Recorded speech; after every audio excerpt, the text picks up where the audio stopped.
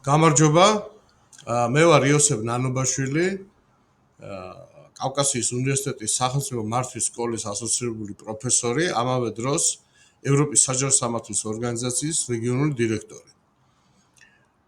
ლექციის თემა გახლავთ ევროკავშირის გადაწყვეტილების მიღების მექანიზმი და ამ მექანიზმის აღწერისას ჩვენ შევეხებით ორ დამატებით საკითხს, ესენია ევროკავშირის ინსტიტუტების როლი ევროკავშირის გადაწყვეტილებების ფორმირებისას, ასევე სუპრანაციონალიზმი ევროკავშირის ინსტიტუტებში, რაც დიდწილად განაპირობებს ამ ინსტიტუტების ფუნქციონირების თავისებურებებს. ოფიციალურ დოკუმენტებში ტერმინი სუპრანაციონალური პირველად გამოყენებული იქნა 1951 წლის 18 აპრილის პარიზის ხელშეკრულებაში, რომლითაც ევროპის ქვანახშირისა და ფოლადის გაერთიანება შეიქმნა. მას შემდეგ სუპრანაციონალიზმი გახდა ევროპის დემოკრატიული რეორგანიზაციისა და მომავალი ევროკავშირის მმართველობის სისტემის ქვაკუთხედი. მმართველობის სუპრანაციონალური სისტემის შემოღებით ევროკავშირმა შექმნა პირველი პრეცედენტი, როდესაც ევროპულმა სახელმწიფოებმა საკუთარი ნებით დათმეს ეროვნული სუვერენიტეტის კომპეტენციები და ისინი სუპრანაციონალური სისტემით მართვის მიზნით შექმნილ ინსტიტუტებს გადასცეს. ტერმინი სუპრანაციონალური თავისთავად ნიშნავს ზეეროვნულს, ანუ ეროვნულ ინტერესებზე მაღლა მდგომს.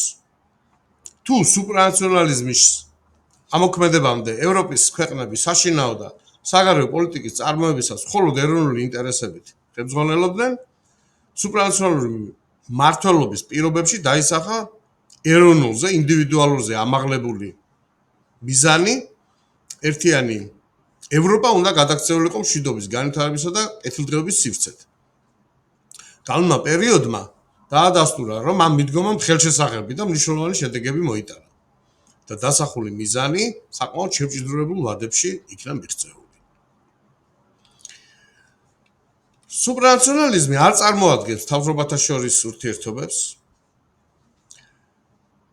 მთავრობათა შორისი ურთიერთობები საფუძვლად დაედო საერთაშორისო ორგანიზაციებს, რომლებშიც ეროვნული სახელმწიფოები, nation states, საკუთარი სუვერენიტეტის სრულფასოვნად რეალიზების გზით ერთობლივად იღებენ გადაწყვეტილებებს საერთო ინტერესების საკითხებთან დაკავშირებით. სუპრანაციონალიზმის შემთხვევაში კი ხდება ეროვნული სუვერენიტეტის ნაწილობრივი დათმობა, ან უფრო ზუსტად სუვერენიტეტის გაზიარება, shared sovereignty, ეროვნულზე აღმატებული ამოცანის მიღწევის მიზნით, რათა საბოლოოდ თავად ეროვნული ინტერესების დაცვაც ეფექტიანად იქნას უზრუნველყოფილი. აუცილებელია აღინიშნოს, რომ სუპრანაციონალური მმართველობის პირობებშიც ევროკავშირმა მნიშვნელოვანწილად შეინარჩუნა ეროვნული ელემენტებიც. ეს ორი კონცეფცია, ნაციონალიზმი და სუპრანაციონალიზმი, მათი ტრადიციული განმარტებითა და შინაარსით ურთიერთსაწინააღმდეგოა.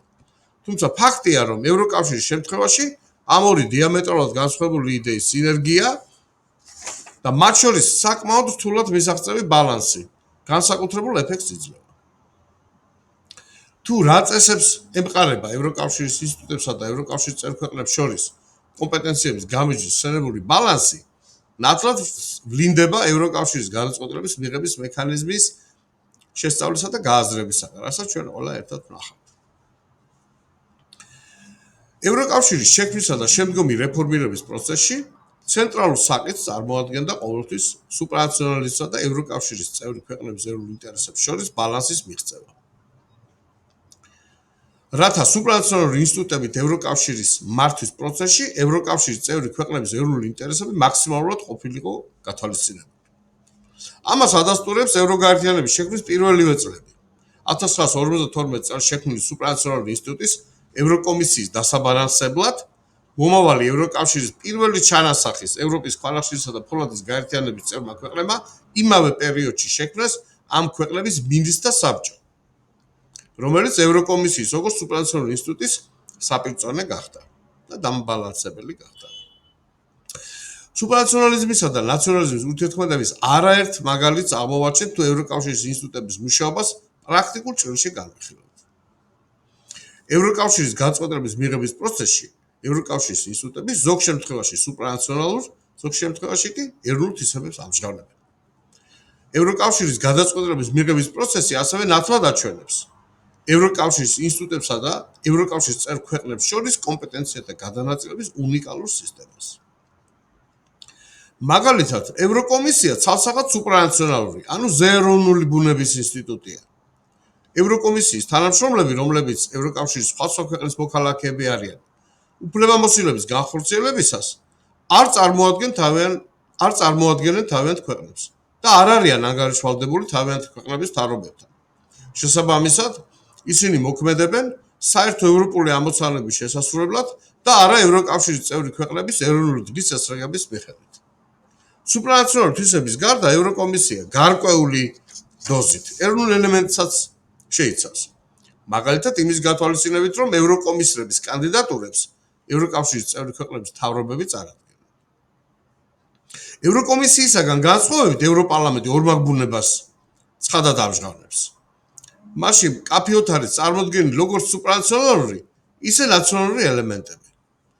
ევროპარლამენტის მანდატები ევროკავშირის წევრ ქვეყნებზე გადანაწილებულია მათი მოსახლეობის რაოდენობის მიხედვით. მაგალითად, გერმანიის ფედერაციული რესპუბლიკიდან, რომლის მოსახლეობა 80 მილიონს აღემატება, 96 დეპუტატია წარმოდგენილი. ნიდერლანდებიდან, რომელშიც 18 მილიონი მოქალაქეა დაახლოებით, 31, ხოლო ლუქსემბურგიდან, რომლის მოსახლეობა 600,000-ია, მხოლოდ 6. მიუხედავად აღნიშნული ეროვნული კვოტებისა, ევროკავშირის წევრ ქვეყნებს ევროპარლამენტში არ ჰყავთ ეროვნული დეპუტაციები. ევროპარლამენტში ევროკავშირის სხვა ქვეყნის დეპუტატები საერთო ევროპულ პოლიტიკურ ჯგუფებში არიან გაერთიანებული, რაც სუპრანაციონალიზმის ცალსახა გამოვლინებაა. ჩვენ ამას ყველაფერს დეტალურად ვნახავთ. ევროკომისიისა და ევროპარლამენტისგან განსხვავებით, ევროპული საბჭო, ევროკავშირის საბჭო, ამ ორ საბჭოს შორის განსხვავებას ჩვენ ერთად ვნახავთ. არის ერთმნიშვნელოვნად ეროვნული ნიშნის შექმნილი სტრუქტურა. ევროკავშირის საბჭო, ევროპული საბჭო, შედგება წევრი ქვეყნების მთავრობების წარმომადგენლებისაგან.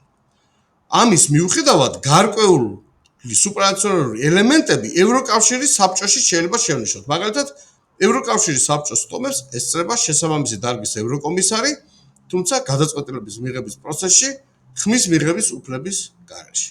ეს ფაქტორი წარმოადგენს ევროკავშირის ამ ინსტიტუტში ჩართულ სუპრანაციონალურ ელემენტს შეზღუდული უფლებამოსილებით. ასევე ევროკავშირის საგარეო და უსაფრთხოების პოლიტიკის უმაღლესი წარმომადგენელი ევროკავშირის საბჭოს, კონკრეტულად კი საგარეო საქმეთა მინისტრების საბჭოს, საინტერესო სუპრანაციონალური ელემენტია. იგი ამ ფორმატის თავმჯდომარეა და კოორდინაციას უწევს ევროკავშირის პოლიტიკას საგარეო ურთიერთობებისა და უსაფრთხოების სფეროში. ამავე დროს, იგი ევროკომისიის ვიცე-პრეზიდენტია და ამით ქმნის მნიშვნელოვან სუპრანაციონალურ წარმომადგენლობას ევროკავშირის საბჭოს ამ კონფიგურაციაში.